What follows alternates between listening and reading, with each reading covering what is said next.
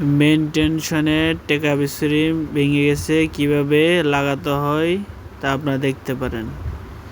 Main tension পুষে take up spring ভেঙে গেছে। সাধারণত এটা টেনশন খারাপ হয়, এই স্প্রিং না থাকলে বেশিরভাগ টেনশন খারাপ হয়।